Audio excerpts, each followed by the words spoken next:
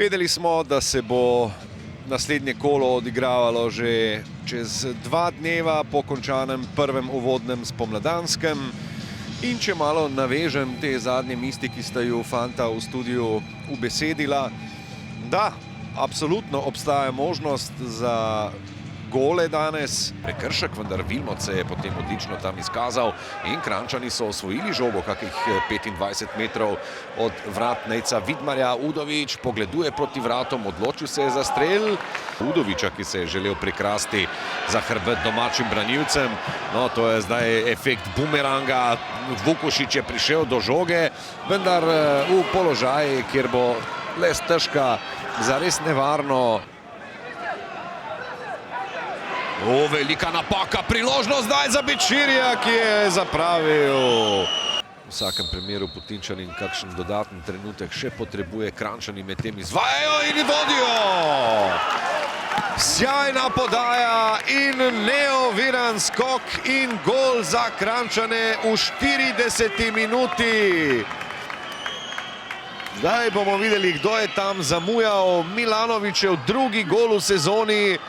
Poglejmo, na kakšen način je tam ostal relativno ali pa povsem neoviran.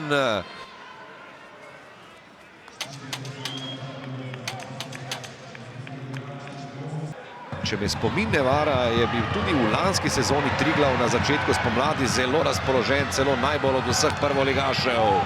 Menalo in nič kolikokrat danes že blokiran strel. No, ni minilo dolgo, pa lahko zdaj snujejo že novega.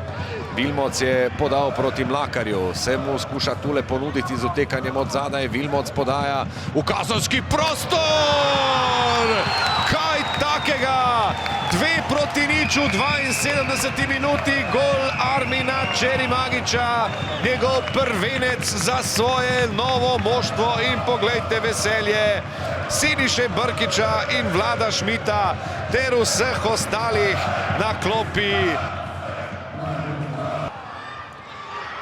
No, počakajmo zdaj tole, morda je to priložnost za Olimpijo. Vukušić poskuša strelom, zdaj še Boači prek vrat. Kar udanil usodo, vsaj večinoma. Jurčević z visokim predložkom, ponovno priložnost za Olimpijo, prek vrat strelja Ante Vukušić. Je pred vrati za kranjski Triglav, morda ga lahko še dodatno oplemenitijo, če tule Glihi uspe pravočasno podati proti Petricu, morda bo poskušal kar sam.